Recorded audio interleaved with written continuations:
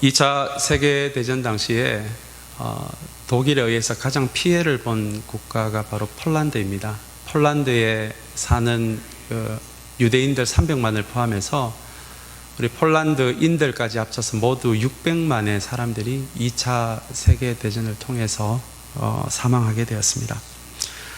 여러분들 잘 아시는 대로 2차 세계대전은 1945년에 끝이 나는데요.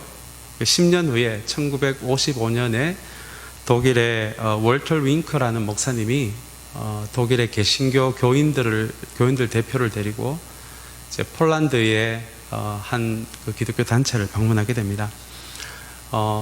600만이 죽었으니까 뭐 이 두 나라의 관계가 어떠할지 아마 여러분들 다 짐작이 가실 텐데요. 이 월터 윙크라는 목사님이 먼저 우리 개신교에서부터 먼저 화해와 용서를 구하는 그 첫걸음을 떼기 위해서 이렇게 독일의 기독교 사절단을 데리고 방문을 하게 된 것입니다. 그리고 그 폴란드의 기독교 단체를 만나서 2차 세계대전 당시에 독일이 저질렀던 만행들을 이야기하면서 이제 화해와 용서를 구하고 싶다라는 이야기를 할 때 이제 그 자리에 참석한 우리 폴란드 교인들이 아직도 이 폴란드의 수도인 이 바르사바에는 그때 당시 흘린 그 폴란드인의 피가 아직도 돌에 묻어 있는데 아직도 그 핏빛이 선명한데 어떻게 이렇게 10년 만에 용서를 할 수가 있느냐고, 우리는 도저히 당신들을 용서할 수 없다라는 그런 반응을 보이게 됩니다. 그러자 더 이상 그 회의가 그 용서와 화해를 구하는 그 회의가 진행이 되지를 못하고 우리 개신교 교인들이 늘상 하듯이 그러면 우리 주기도문으로 이 첫 번째 만남을 마무리를 하자라고 하고 주기도문을 시작하게 됩니다. 근데 여러분, 약속이 난 듯이 처음에 이렇게 우리가 습관적으로 이렇게 외우기도 하잖아요. 주기도문을 이렇게 같이 쭉 나가다가 한 부분에서 딱 걸렸다고 합니다. 그 부분이 바로 우리가 우리에게 죄 지은 자를 용서한 것 같이 우리 죄를 용서해 주십시오라는 그 부분이었습니다. 아마 그 자리에 성령께서 역사를 하신 것 같아요. 그냥 습관처럼 쭉 외우다가 바로 이 부분에서 이 폴란드 교회 대표들과 이 독일에서 온 이 개신교 대표들이 약속이 난 듯이 주기도문이 이 부분에서 멈춰져 버렸습니다. 그리고는 우리는 당신들을 도저히 용서할 수 없다라고 한 그 사람이 이제 이야기를 하게 되는데요. 아마 우리가 이 자리에서 당신들의 이 화해와 용서를 구하는 이것을 우리가 받아들이지 못한다면 앞으로 우리는 이 주기도문을 더 이상 외우지 못할 것입니다. 그리고 지금도 용서한다는 것이 쉽지 않지만 하나님이 우리를 여기서 멈추셨으니 하나님께서 우리에게 용서해 주실 줄, 용서할 수 있는 힘을 주실 줄 믿고 우리가 당신들의 이 화해와 용서의 이 첫걸음의 시도를 받아들이겠습니다 라는 이야기로 이 첫 번째 화해와 용서의 첫걸음이 시작이 되었습니다. 그리고 지금까지도 정해진 날에 매년 이 독일의 개신교에서 이 사절단을 폴란드에 보내서 지금도 그 화해와 용서의 걸음들을 계속 이어나가고 있다는 이야기입니다. 여러분, 이 짧은 이야기가 우리에게 주는 메시지는 심플합니다. 용서는 우리 힘으로는 안 된다는 것입니다. 600만의 사람들이 10년 전에 죽었는데 그 사람들의 피가 아직도 돌멩이 위에 선명하게 붉게 새겨져 있는데, 그리고 그날 참석한 우리 폴란드 개신교 대표들 사이에서도 죽은 가족들이 왜 없었겠습니까? 그래서 그것을 생각하면 도저히 할 수 없는 것이 용서입니다. 이 용서가 여러분 얼마나 어렵습니까? 그러나 이 짧은 이야기를 통해서 주님이 가르쳐 주신 이 기도문 안에서 정말 그 주님이 말씀하신 그 부분이 없었더라면, 주기도문의 그 부분이 없었더라면 이제 결단코 용서할 수 없는 우리의 어떤 내면의 기질로 봐서 다시 한번 이 짧은 이야기가 우리에게 주는 메시지 한 가지는 우리의 근원이 되시는 하나님의 도움이 없이는 결코 우리 힘으로 할 수 없는 것이 화해와 용서라는 것입니다. 그래서 주기도문에서 용서를 위해서 기도하라라고 우리에게 가르쳐 주십니다. 우리에게 이 용서와 화해의 문제에 대해서, 이 관계의 문제에 대해서 기도하라라고 말씀하시는 이유는, 그 근본적인 전제는 우리 힘으로는 절대로 이것을 할 수가 없다는 의미가 그 안에 있습니다. 특히 멀리 있는 사람은 용서가 돼도 나와 가까이에 있는 사람, 가까운 거리에 있는 사람일수록 용서가 정말 어렵습니다. 그래서 어떤 영성가는 우리 인간의 용서를 가만히 좀 살펴보면서 우리 인간의 용서는 마치 망원경 용서 같다라고 이야기합니다. 망원경으로 봐야 보여지는 멀리 있는 사람들은 우리가 사랑할 수도 있고, 그 사람들이 뭔가를 잘못을 해도 멀리 있는 사람들은 용서하기도 쉽습니다. 그러나 나의 주변의 사람일수록 용서가 안 됩니다. 나와 친한 사람들일수록 어떤 배신감을 느꼈을 때 용서가 되지 않습니다. 그래서 우리의 용서는 망원경 용서라고 합니다. 그렇게 용서가 어렵습니다. 그래서 주님은 주기도문을 통해서 다른 것은 몰라도 이 용서의 문제만큼은, 관계의 문제만큼은 하나님께 기도하라고, 용서라는 땅의 문제를 해결하기 위해서는 먼저 하늘을 한번 봐야 해결할 수 있다는 것을 주기도문으로 우리에게 가르쳐 주신 것입니다. 오늘은 이제 창세기의 우리 후반부를 다루면서 놀랍게도 이 용서와 화해에 관련된 본문을 우리가 다루게 되었습니다. 창세기는 우리가 잘 아시는 대로 태초에 하나님이 어떻게 천지를 창조하셨는지에 대한 이 근원에 관련된 이야기가 우리 창세기의 주제입니다. 그런데 창세기의 후반부인 37장부터 마지막 장인 50장까지 이 핵심 주제가 용서와 화해라는 것이, 가장 먼저 쓰여진 성경의 후반부의 핵심 주제가 용서와 화해라는 것이 우리에게 참 많은 것을 말해주고 있습니다. 우선 사람과 사람 사이의 관계의 문제는 이 현대인들만의 문제가 아니라 이 인간이 처음 창조되었을 그때부터 인간과 인간 간의 관계의 문제, 용서의 문제는 그만큼 뿌리 깊은 이 역사를 가진 문제라는 것을 우리에게 이야기를 해줍니다. 먼저 선악과로 인해서 아담과 하와의 관계가 멀어집니다. 그리고 가인과 아벨의 관계가 멀어집니다. 노아 이야기에도 우리가 이 관계가 깨어지는 이야기를 볼 수가 있습니다. 바벨탑 이야기도 마찬가지입니다. 에서와 야곱의 그 사이가 깨어지는 이야기도 이어집니다. 그리고 이 창세기의 후반부 37장부터 끝장까지에는 요셉의 이야기를 통해서, 심지어 이 근원을 다루는 이 창세기에서 친형들에 의해서 버려지는 이 버림받는 이야기가 37장부터 50장까지 이어집니다. 창세기는 우리의 근원을 다루는 이야기지만 이 창세기 전체 흐르는 한 맥이 또한 이 관계의 문제, 용서의 문제, 화해의 문제라는 것을 우리에게 보여주고 있습니다. 창세기는 이 이야기를 통해서 얼마나 자기중심성이라는 죄가 얼마나 관계를 깨어지게 하고 삐뚤어지게 하고 관계를 굽어지게 하는지, 이 자기중심성이 얼마나 이 관계를, 모든 관계를 상하게 하는 것인지에 대해서 이 창세기 전체에서 우리에게 그것 아주 적나라하게 다루고 있는 것이 이 창세기이기도 합니다. 모두 자기중심성이라는 깊은 죄성 때문에 벌어지는 일입니다. 우리는 대개 우리를 피해자라고 생각하는데요, 우리가 때로는 누군가에게 가해자가 되기도 합니다. 왜냐하면 우리 모두에게는 자기중심성이라는 죄성이 있기 때문에 그렇습니다. 그래서 창세기 후반부인 37장부터 50장까지 이 요셉의 이야기를 통해서 용서와 화해의 이야기를 다루고 있다는 것이, 이것이 성경 전체에서 큰 의미를 가지고 있습니다. 이 화해와 용서가 사복음서로 이어져서 십자가에서 우리를 향해 베푸시는 주님의 용서가 어떤 것인지로 이어집니다. 그리고 이 예수님의 용서는 이 원수들까지도 넘어서서 우리 크리스찬들을 핍박했는 초대 교회 교인들을 부들부들 떨게 만든 이 바울에 대한 용서로 이어져서 이 바울을 마침내는 해외 선교사로 세우는 그런 일들이 벌어집니다.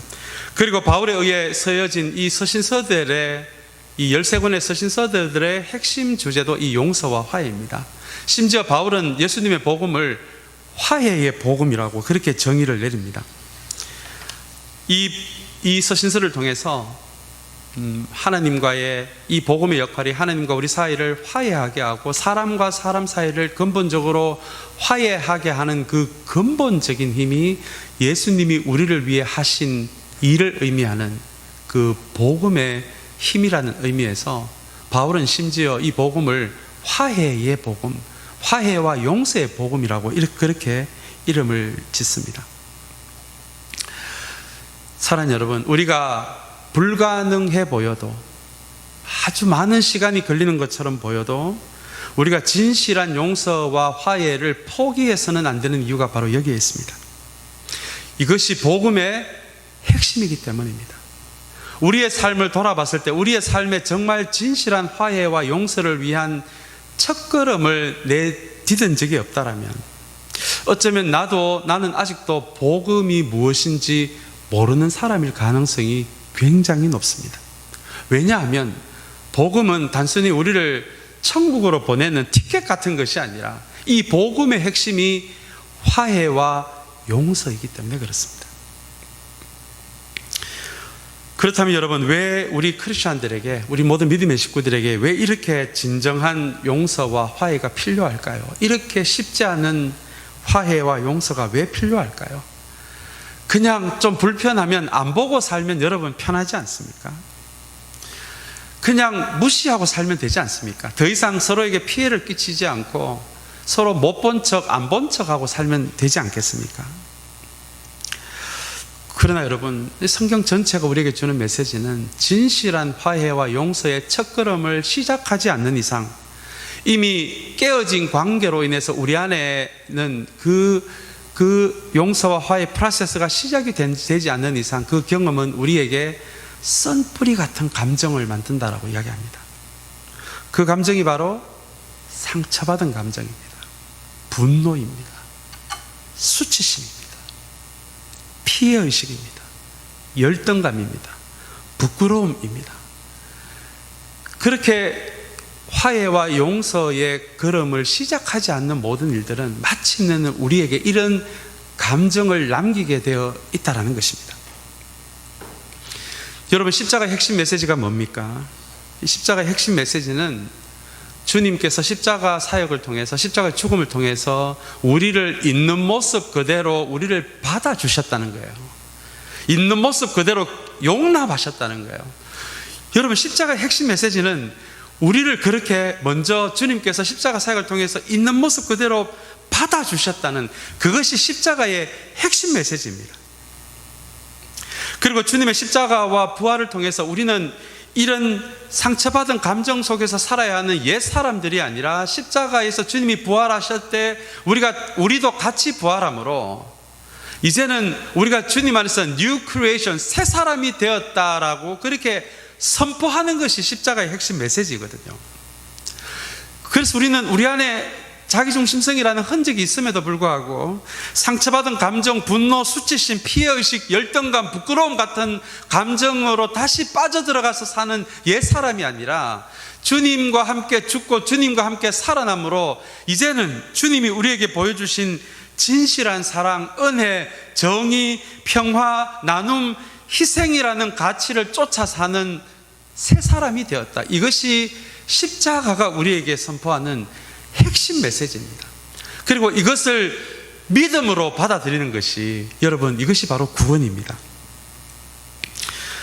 그런데 여러분, 이러한 십자가의 핵심 메시지에서 우리를 점점 멀어지게 해서 다시 한번 새 사람이 아니라 옛사람으로, 자기중심성으로 살아가는 옛사람으로 우리를 끊임없이 몰아가게 하는 것이 우리 안에 만들어진, 해결 안 된 용서와 화해에서 만들어진 이 상처받은 감정이라는 것입니다. 우리 심리학 쪽에 있는 우리 크리스천들이, 그 전문가들이 요즘 많이 이런 쪽에 관련된 글들을 쓰고 계시는데요. 우리가 이렇게 예수를 오래 믿어도 실제 우리가 느껴질 정도만큼의 이 변화가 되지 않는 것이 우리의 솔직한 모습이 아닐까요? 근데 그 원인이 많이 있겠지만, 그렇게 우리가 주님도 알고 복음도 알고 십자가도 아는데 우리의 삶이 눈에 띄는 것만큼 변하지 않는 이유는 바로 이 해결되지 않는 감정들이라는 거예요. 감정들. 이 감정들이 우리를 어느 시점에서 붙들어서, 어떤 계기에서 우리를 붙들어서 해결되지 않는 용서와 화해 문제가 새벽 2시에 잠자다가 빗소리에 깼을 때도 우리를 분노에 젖게 만드는 게 이 상한 감정들이잖아요. 이 상한 감정들이 해결되지 않는 이상 우리의 신앙은 결단코 성숙될 수도 없고 성장할 수도 없고, 주님이 십자가에서 선포하신 이 새 사람에서도 멀어질 수밖에 없는 것이 바로 이 상한 감정들이라는 것입니다. 그래서 사탄이 가장 이용을 하는 것도 여러분, 우리의 상한 감정들입니다. 왜냐하면 사탄의 목적은 우리로 하여금 십자가가 선포하는 그 핵심 메시지에서 우리로 하여금 멀어지게 하는 것이 사탄의 목적이기 때문에 그렇습니다.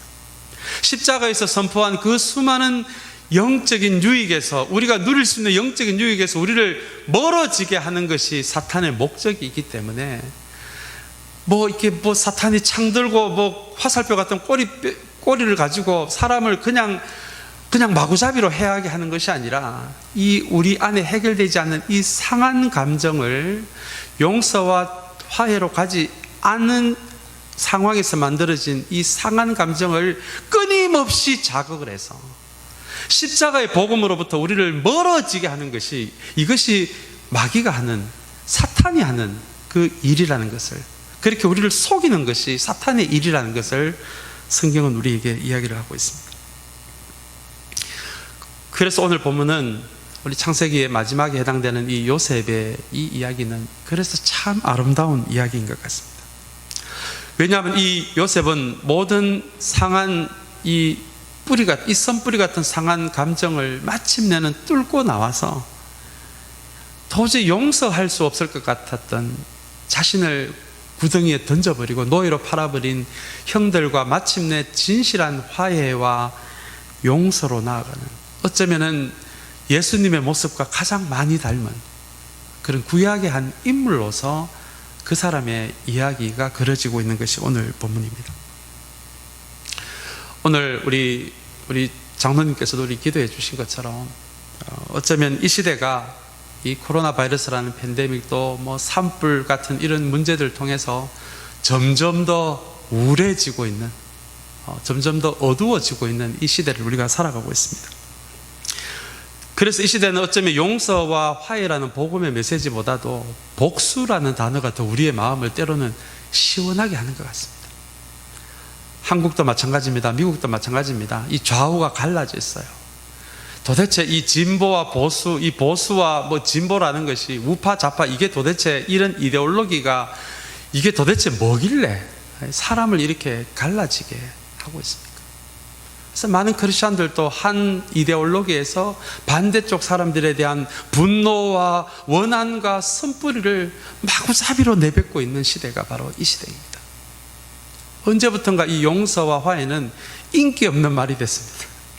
따분한 사람들이 나 하는 말이 되어버리고 말았습니다. 그래서 오늘 우리가 함께 붙드는 이 창세기 45장의 말씀이 참 우리에게 귀한 것 같습니다.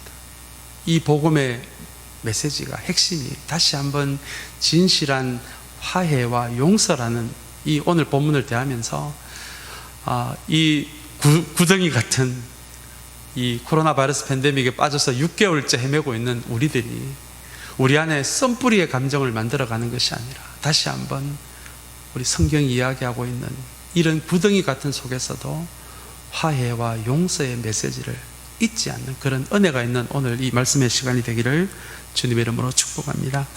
오늘 본문은 드디어 요셉이 형제들에게 자신이 누구인지를 밝히는 장면이 이어집니다. 아마 우리 하루 안 먹음 시간을 통해서 이제 전체 이야기의 흐름은 아마 다 잘 알고 계실 것 같습니다. 근데 여러분, 오늘 참 놀라운 것은 2절에 보니까 이 요셉이 웁니다. 이 울음이 요셉의 두 번째 울음인데요. 첫 번째 울음은 42장에 나옵니다. 형들이 그 애굽의 총리가 요셉인 줄 모르고 자기들끼리 이야기하면은 요셉이 못 알아들을 줄 알고 이렇게 가뭄의 어려움에서 또 요셉에게 의도적으로 첩자라는 그 오해를 받으면서 자기들끼리 하는 이야기로 우리가 이렇게 어려움을 당하는 것이 우리가 우리의 형제 요셉에게 죄를 지어서 이런가 봐 라는 그 말에 42장에 보면 그 말을 듣고는 그 자리를 떠나서 밖에 나가서 한참 울고 들어옵니다. 여러분, 그래서 이 요셉의 울음이 저에겐 참 흥미롭게 다가왔습니다. 지금은 어린 시절의 요셉이 아니거든요. 애굽의 국무총리가 됐잖아요. 총리가 됐잖아요. 이제 요셉은 마음만 먹으면 자기를 잔인하게 버렸던 형들을 당장 죽일 수도 있는 위치였습니다. 그런데 요셉은 그렇게 할 수 있는 힘이 자기에게 있었음에도 불구하고 그 오랜 시간 그 힘을 쓰지 않고 형들의 입에서 마침내 자기들의 잘못을 시인하는, 그것을 진실하게 고백하는 이 진실한 화해와 용서의 시간을 하나님께 기도하며 기다려왔던데요. 드디어 42장에서 형들의 입에서 우리가 이렇게 어려움을 겪는 것이 요셉에게 죄를 지어서 이런가 봐라는 그 말에 이 요셉이 그동안 20년 동안 기다려왔던 그 오랜 기다림이 눈물로서 터져버린 것입니다.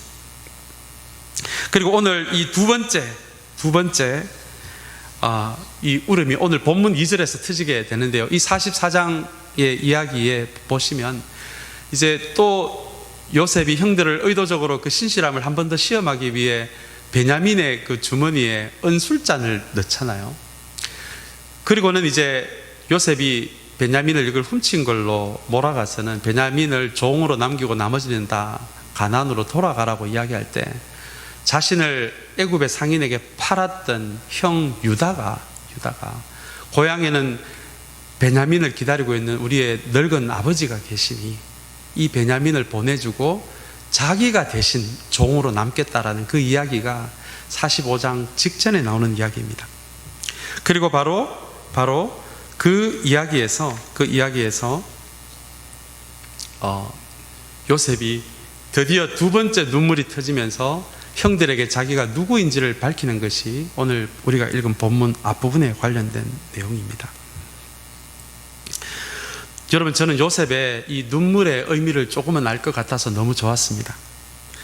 요셉은 형들을 알아보자 말자 강제로 자기가 가지고 있는 권력으로 자신에게 용서를 구하도록 그렇게 용서를 강요하지 않았습니다. 힘으로 누르지 않았습니다. 총리라는 요셉의 위치 때문에 마지못해 하는 그런 용서를 요셉은 원하지 않았습니다. 왜냐하면 이런 용서와 화해는 또 다른 상한 감정을 만들어내기 때문에 그렇습니다. 또 다른 분노를 만들어내기 때문에 그렇습니다. 요셉은 진실한 화해와 용서를 원했던 것입니다. 왜냐하면 진실한 화해와 용서만이 우리가 주님께로 나아가게 만드는 그 수많은 상한 감정을 치유할 수 있기 때문에 그렇습니다. 그런데 여러분, 시간이 참 오래 걸렸습니다.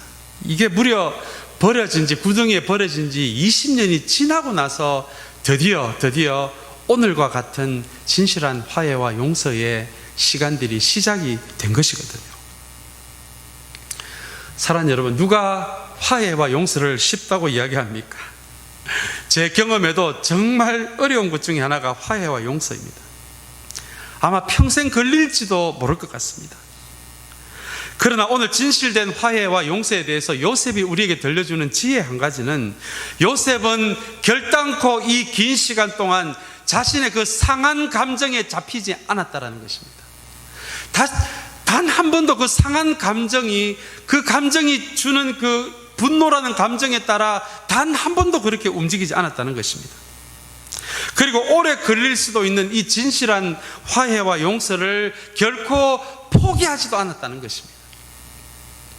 여러분, 이게 중요합니다. 왜냐하면 이것은 어떻게 보면 평생 걸릴 수도 있는 과정이기 때문에 우리가 포기하기에도 빠르고 불가능하다라고 그렇게 우리가 딱 단정을 짓기에도 쉬운 것이 바로 우리의 감정을 심하게 상하게 한 그 사람에 대한 용서와 화해이기 때문에 그렇습니다. 그래서 다른 것보다도 내가 결단코 그 사람으로 인해서 상한 감정이 나를 사로잡게 하는 것이, 그것이 결단코 하나님이 원하지 않는 거다라는 것을 먼저, 그런 믿음의 선포가 중요하고요.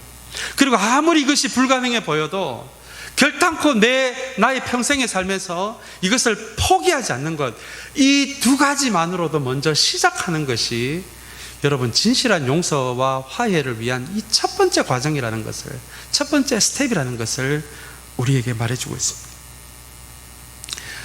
사랑하는 여러분, 저는 이 자리에서 뭔가 다 아는 것처럼 여러분들에게 이렇게 설교를 하고 있지만 저에게도 아직 해결이 안 된 원수가 한 분 계십니다. 제가 오늘 요셉을 통해 우리 좀 말씀을 정리하면서 다시 한번 제가 요셉의 이야기를 통해서도 저에게 기도가 되는 내용이 그런 내용이더라고요. 하나님, 제가 그분을 통해서, 내 마음에 남아있는 이 원수 그분을 통해서 결코 상한 감정이 나의 삶을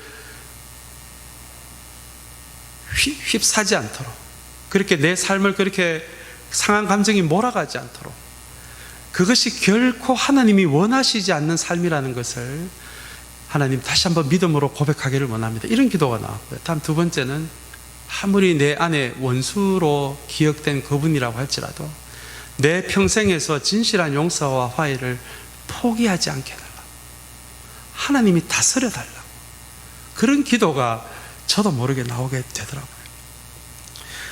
사랑하는 여러분, 왜냐하면 그것이 복음의 핵심이기 때문에 그렇습니다. 아마 이 자리에 예배를 참석하고 가정에서도 예배를 드리고 있는 분들 마음에도 결코 용서가 안 되는 원수 한두 분들은 다 계실 것 같습니다. 사랑하는 여러분, 다시 한번 오늘 이 요셉의 모습을 바라보면서 먼저 우리가 무언가 커다란 변화가 당장 일어난다기보다도 먼저 꼭 이 두 가지를 기억하시게 되기를 바랍니다. 상한 감정이 여러분들의 삶을 몰아가지 않도록, 그것이 결단코 하나님이 원하시는 삶이 아니라는 것을 기억하게 되시기를 바라고요. 또 한 가지는 우리의 평생 동안에 이 진실한 화해와 용서를 포기해서는 안 된다. 이 용서와 화해 문제를 다시 한번 하나님의 두 손 위에 올려놓게 되는 그런 은혜가 있는 이 예배의 시간이 되기를 간절히 소망합니다. 요셉의 이 뜻깊은 울음을 보면서 성경에 나오는 다른 울음도 좀 궁금해져서 찾아보게 됐는데요. 여러분, 예수님도 우셨다는 것을 알고 계십니까? 가깝게 지냈던 나사로의 죽음 앞에서 우셨습니다. 머지않아 파괴될 예루살렘 성 앞에서 우셨습니다. 그리고 히브리서 5장 7절에는 십자가에서의 죽음을 앞두고 우셨다라고 그렇게 이야기합니다. 그리고 마태복음 5장 4절 이 산상수훈에서는 애통하는 자, 그렇게 울 수 있는 자가 복이 있다라고 그렇게 말씀하셨습니다. 여기서 애통은 아이고 내 팔자야라는 그런 울음이 아닙니다. 성경이 말하는 애통은 공동체를 위한 울음입니다. 공동체를 향하고 있는, 그리고 나라를 향하고 있는 악의 영향력을 보고 마음 아파 우는 것을 성경은 애통이라고 이야기합니다. 선지자 예레미야는 아예 별명이 눈물의 선지자입니다. 예레미야는 엘리야처럼 그렇게 탁월한 선지자가 아니었습니다.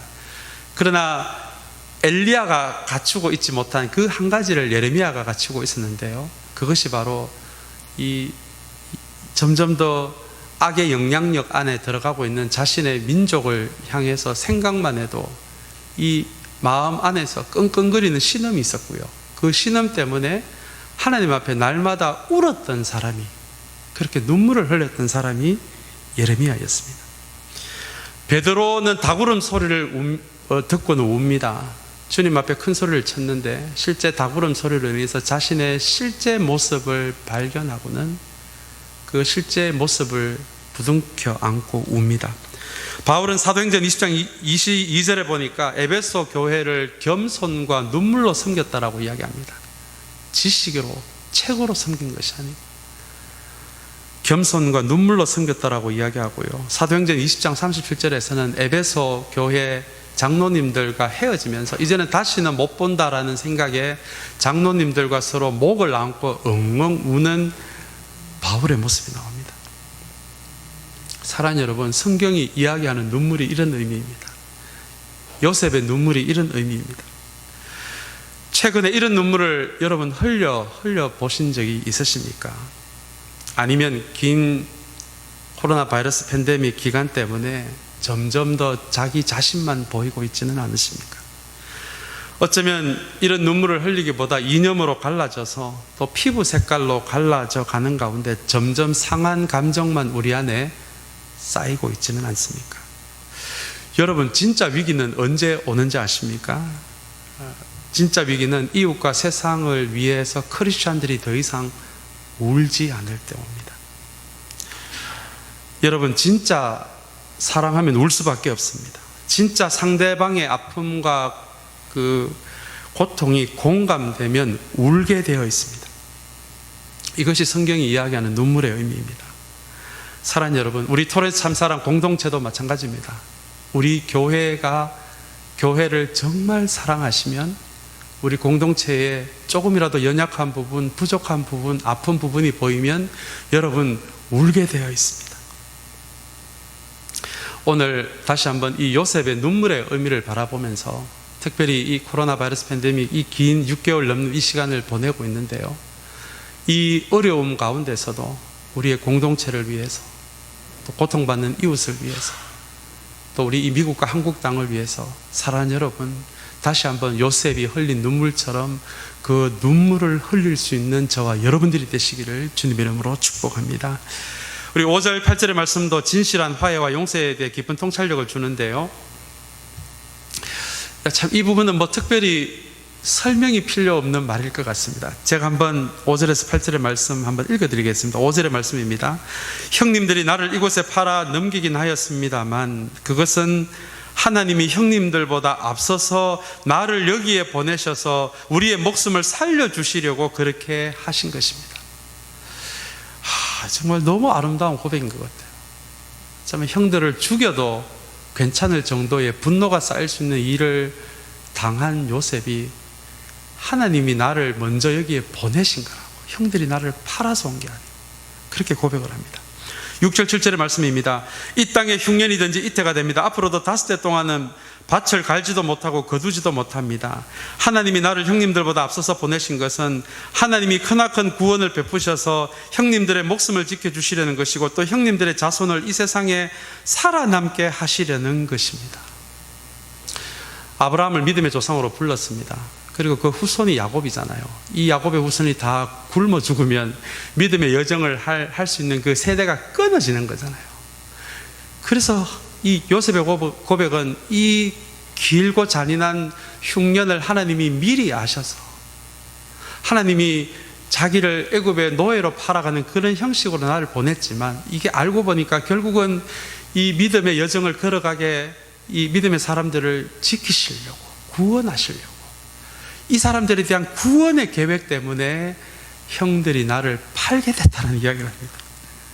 그리고 8절의 말씀입니다. 그러므로 실제로 나를 이리로 보낸 것은 형님들이 아니라 하나님이십니다. 여러분, 벌써 이 정도면 진실한 화해와 용서 벌써 이게 다 된 것 아닙니까? 어떻게 이런 용서와 화해가 가능했을까요? 제가 신학교 다니는 시절에 선교한국이라는 그 한양대에서 열렸던 선교한국에서 들었던 한 선교사님의 고백으로 이제 말씀을 마치고자 합니다.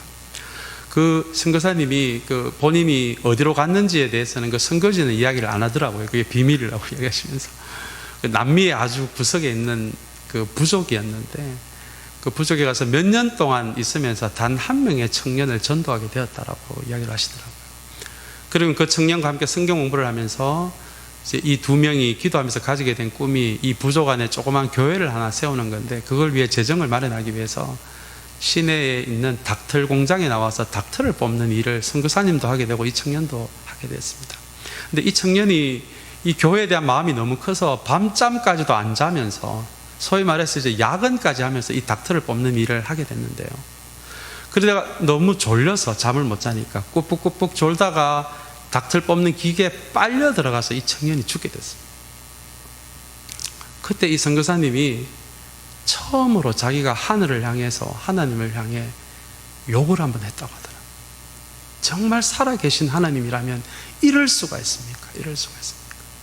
우리가 나쁜 짓을 하는 것도 아니고 우리의 욕망을 쫓는 일을 한 것도 아니고 부족 안에 교회를 세우겠다는 그 마음 하나로 이렇게 밤낮 없이 일했는 청년을 이렇게 데리고 가시면 제가 앞으로 어떻게 이렇게 선교 일을 감당할 수가 있겠습니까? 그렇게 처음으로 하늘을 향해서 하나님을 그렇게 원망했다고 그분이 그렇게 이야기를 하시더라고요. 그리고는 이 일에 자기가 책임을 지기 위해서 그 부족을 찾아가고 그 부족 사람들에 의해서 감금이 된 상태에서 이 사람을 어떻게 처리할 것인지 부족에서 회의가 벌어졌는데요. 놀랍게도 이 선교사님은 이제 자기가 죽을 수도 있겠다라는 생각을 했는데 이 부족 사람들의 경론, 오랫동안 언성이 올라가는 그런 오랜 회의에 거쳐서 도대체 이 예수가 누구길래 얘가 그렇게 닭털 뽑는 공장까지 가서 그렇게 밤낮 없이 일하게 만든 그 예수가 누구길래 그 예수 이야기를 한번 드러나 보자. 그래서 이 선교사님이 떠듬거리면서 그 부족말로 예수님이 누구인지를 소개하는 그런 일들이 벌어지게 되는데요. 그 일을 계기로 그 교회, 그 부족에 교회가 세워졌다는 거죠. 그게 그 선교사님이 사역 현장에서 본인이 경험한 그 경험을 우리에게 이야기를 해 주시더라고요. 그러면서 자기는 그 일을 통해서 자신의 삶의 어떤 환경적인 어려움이나 관계적인 어려움이나 요셉같이 구덩이에 던져지는 그런 일들이 있어도 여전히 그 안에서 일하시는 하나님을 신뢰하게 되고 이 일을 통해서 하나님이 그리시는 큰 그림은 무엇일까? 구덩이에서도 하나님에 대해 기대를 하게 되니까, 그리고 그 하나님을 경외하게 되니까 그 상한 감정이 자기를 다스리지 못하고 어떤 상황에서도 진실한 용서와 화해를 찾게 되는, 그리고 하나님의 큰 그림을 보게 되는 그런 하나님의 경험을 하게 되었고, 그것이 지금까지도 자신의 선교를 붙잡아주는 그런 가장 중요한 경험이었다라는 그런 간정을 제가 오늘 이 말씀을 준비하면서 들었던 것이 기억이 나서 여러분들에게 소개를 했습니다. 사랑하는 여러분, 다시 한번 이 구덩이 같은 경험 속에서도 그 안에서 상한 감정을 키우는 것이 아니라 구덩이에서도 하나님과 동행함으로 자신의 성품을 만들어 가시고 나중에 국무총리가 되기 위한 그런 자질들을 만들어 가신 그 하나님의 일하심을 깊게 묵상하니까 형들이 나를 팔았던 그 모든 일들에 대한 용서와 화해가 형들을 보니까 답이 안 나오는데 하나님이 하신 일을 보니까 이 용서와 화해가 되더라는 것이, 그것이 불가능한 이야기가 아니고 가능하더라는 것이 오늘 요셉이 우리에게 들려주는 이 용서와 화해 이야기입니다. 여러분, 우리의 내면에는 그런 힘이 없습니다. 우리가 십자가를 봐야, 십자가에서 우리가 한번 받아들여진 존재라는 것을, 우리가 있는 모습 그대로 받아들여진 존재라는 것, 먼저 주님께 의해 한번 용서받은 존재라는 것을 우리가 깊게 묵상하게 될 때에만 우리에게 상처를 준 사람에게 화해와 용서로 나갈 수 있는 그 힘이 바로 거기에서 나오더라는 것이 오늘 요셉의 이야기가 우리에게 들려주는 이야기입니다. 사랑하는 여러분, 다시 한번 우리가 참 어려운 시간들을 보내고 있습니다. 잔인한 복수가 더 시원한 시대를 살고 있습니다. 점점 더 이 화해와 용서가 웃기는 이야기가 되어가는 시대를 살아가고 있습니다. 그러나 다시 한번 이 창세기가 우리에게 들려주는 요셉 이야기를 통해서 이 어려운 시기일수록, 이 답이 없어 보이는 이 구덩텅이 같은 이 시간 속에서도 하나님이 일하고 계신다는 것을 기억할 뿐만 아니라, 사랑하는 여러분, 다시 한번 용서와 화해라는 이 십자가의 핵심 메시지를 이 어려운 시기에도 꼭 붙들고 그렇게 살아갈 수 있는 저와 여러분들이 되시기를 다시 한번 주님의 이름으로 축복합니다. 기도하겠습니다.